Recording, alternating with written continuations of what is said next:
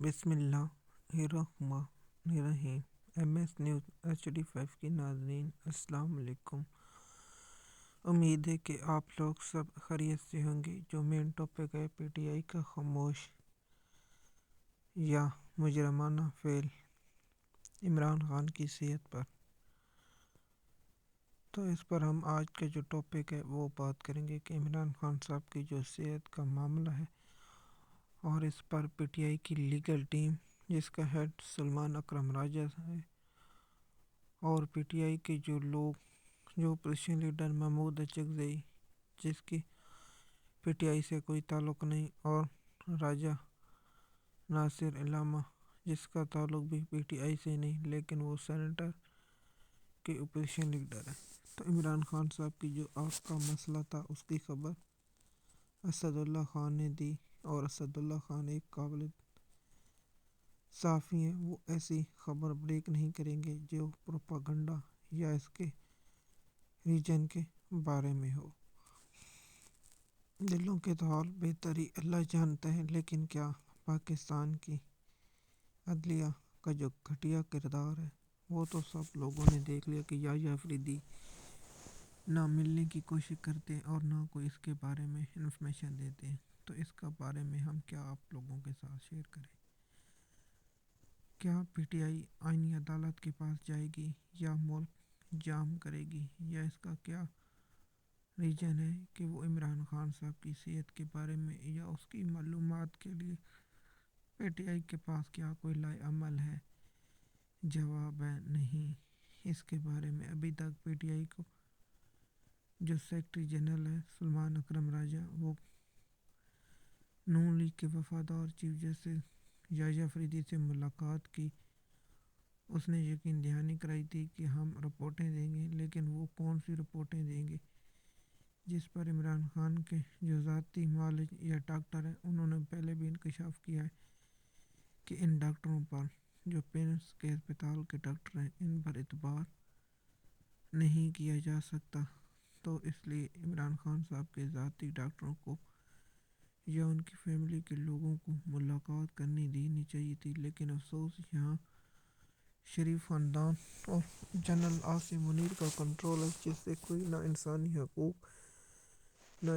حقوق کی کوئی تنظیمیں بولتے ہیں، کیونکہ ان کا سب کو پتہ ہے کہ پاکستان میں جو اس وقت حالات ہیں اس کی ذمہ دار پوری دنیا بھی ہے جو انسانی حقوق کی خلاف ورزی پر خاموش ہے۔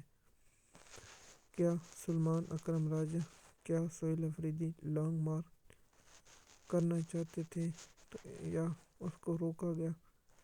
کیا کوئی یہ بات اس میں لاجک ہے یا نہیں؟ یہ بات قابل وقت ہے۔ اس کے بارے میں ابھی تک ہمیں کوئی ایسے سورس نے نہیں بتایا، جیسے سلمان اکرم راجہ جس طرح کہتا تھا کہ مجھے اتنا غصہ ہے، تو میں نے کہا تھا سامنے والا ورزی والا دیکھ کر کہا ہوگا کہ میرا غصہ اتر گیا۔ اس لیے سلمان اکرم راجہ لیگل ٹیم عمران خان صاحب کا القاعدہ ٹیسٹ کیس اور توشہ خانہ 2 کیس کی بریت کی درخواست پر مقرر نہیں کرا سکا سپریم کورٹ میں جا کر۔ تو اب کیا وہ عمران خان صاحب کے کیسوں کو یا عمران خان کی صحت کے بارے میں درخواست دے گا؟ اس کو کہا تھا کہ توشہ خانہ 2 کیس کی جو سزا ہوئی اسے پشاور ہائی کورٹ میں چیلنج کرنا، اسلام آباد ہائی کورٹ میں نہیں چلی کرنا۔ اس شخص نے اسلام آباد ہائی کورٹ میں چیلنج کیا۔ عمران خان کی صحت کے بارے میں عمران خان کی فیملی کو نہ علم، نہ عمران خان کی لیگل ٹیم کو علم، نہ پاکستانی قوم کے علم، نہ پارٹی کے لوگوں کو علم اس کے بارے میں۔ تو یہ بات بھی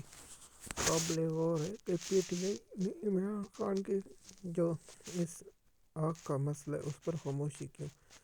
اگر یہ نواز شریف کے ساتھ ہوتا یا شریف خاندان کے ساتھ ہوتا یا زرداری خاندان کے ساتھ ہوتا، وہ میڈیا اور تمام چیزوں کو اچھال کر اب تک پاکستان میں بہت کچھ کر چکے ہوتے، لیکن افسوس جہاں PTI کی لیگل ٹیم اور PTI کے لوگ اور PTI کی حکومت جو KPK کی ہے اس نے خاص توجہ نہیں کی۔ کیا سلمان اکرم راجہ ہی نہیں چاہتے کہ عمران خان صاحب کی صحت کے بارے میں قوم یا انفارمیشن لی جائے تاکہ قوم کو بتایا جائے، یا پورا ملک بند کرنے کی کال دی جائے؟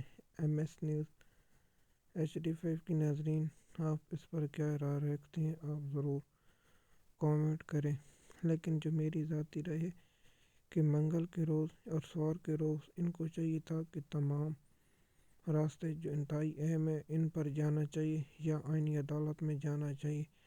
اب دیکھتے ہیں کہ منگل والے روز کیا پی ٹی آئی کوئی لائے عمل دیتی ہے یا سہیل افریدی کوئی لائے عمل دیتا ہے یا نہیں، اس پر بہت ہی قابل غور ہے۔